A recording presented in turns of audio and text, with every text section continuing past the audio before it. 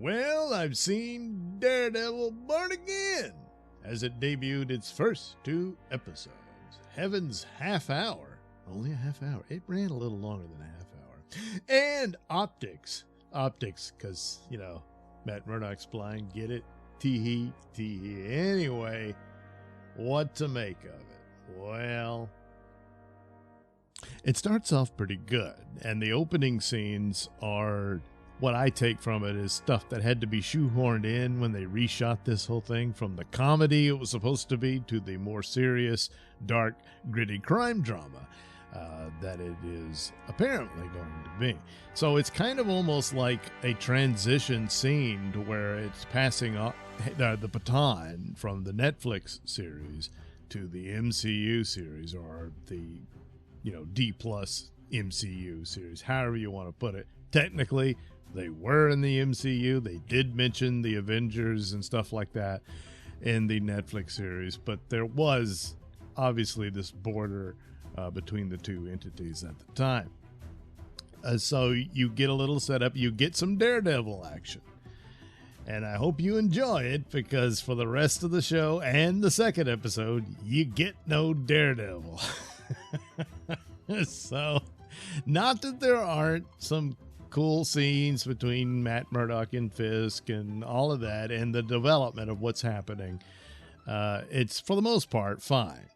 But so that's what you get, and the opening is the setup for where Matt Murdock is. So you get this, my guess is from it, is that the title, which obviously has very little to do, if anything, with the original Born Again story that Frank Miller wrote in the 80s, which is a far superior story than what you're going to get here. That's just the way it is.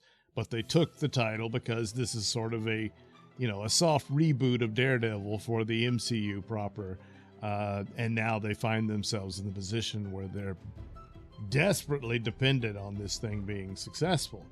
And for the most part, after having sat through Agatha and the like, well, it's already better than that. Of course, as often and probably always the case, that's not saying much.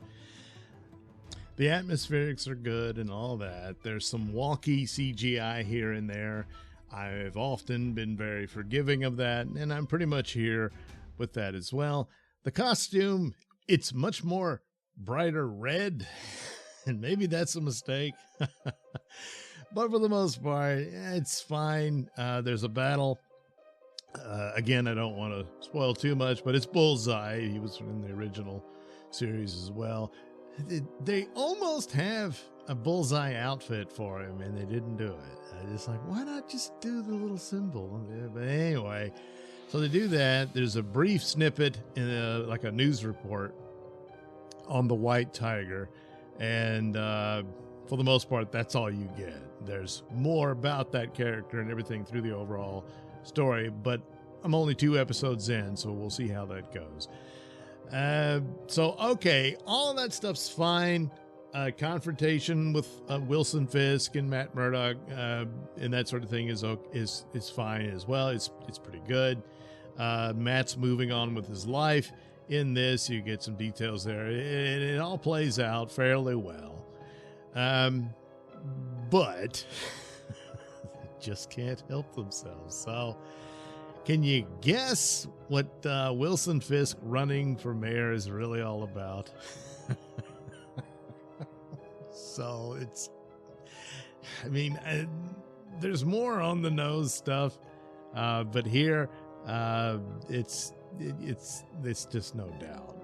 And I guess they couldn't remove any of that or change position, as apparently Captain America Brave New World was supposed to be that way with the Red Hulk character, but I don't know. But here, this did happen in the comics where Wilson Fisk ran for mayor. I think he did become mayor or whatever, but this was much later on. That was not the case in the original Born Again story.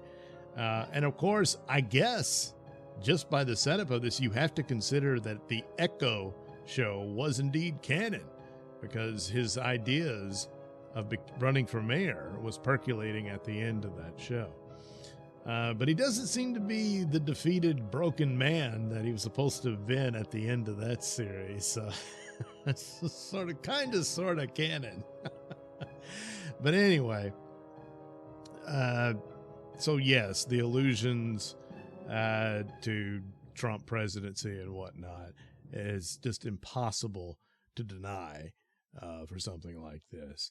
So it goes a little further, and I'm like, yeah, whatever. For the overall plot and story and the conflict ultimately coming ahead between Murdoch and Fisk is fine, and that's Daredevil stuff and all that.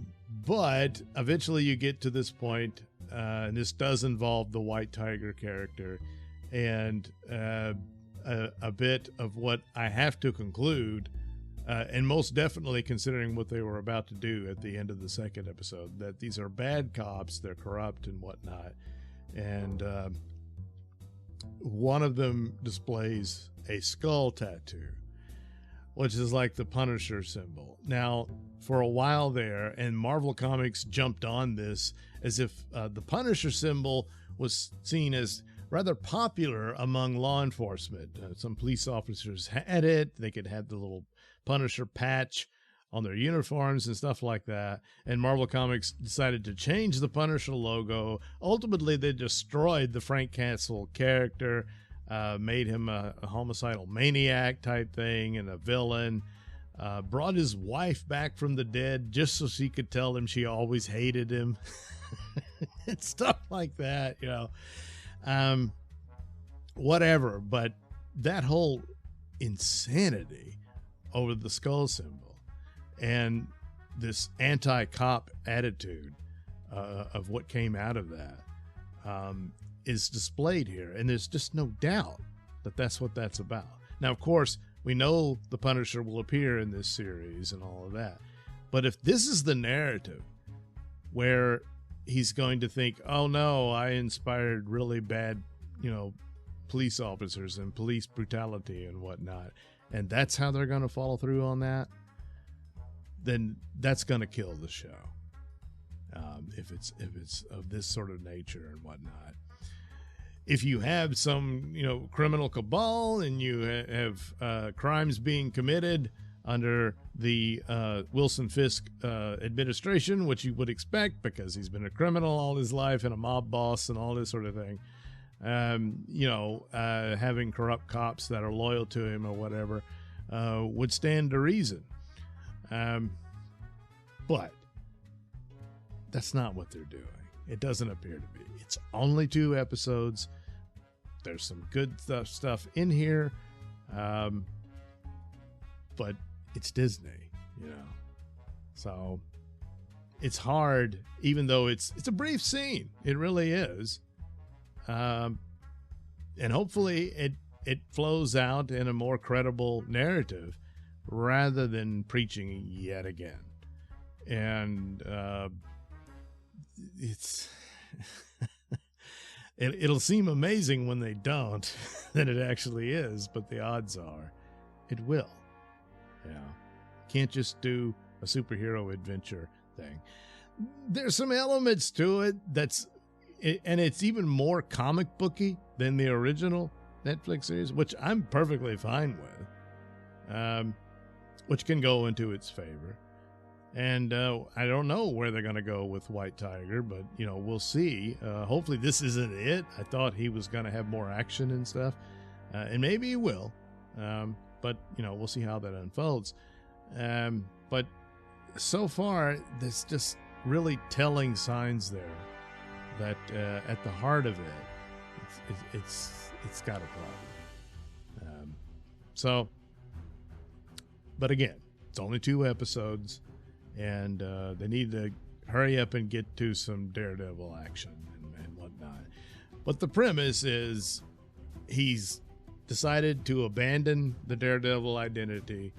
But of course, the pressures, what he's going through and what this whole city's going through and so on and so forth is going to drag him back in. And so that kind of thing. And that is the sentiment of Born Again. Or it could be he's going to become more of a woke Daredevil. And that's how he's born again. We'll have to see. But that would be a very dumb idea. But for the most part, the shows aren't too terrible. There's just troubling signs in there that would be irresponsible for me to not acknowledge. Yeah. So we'll see what episode 3 does and hope for the best.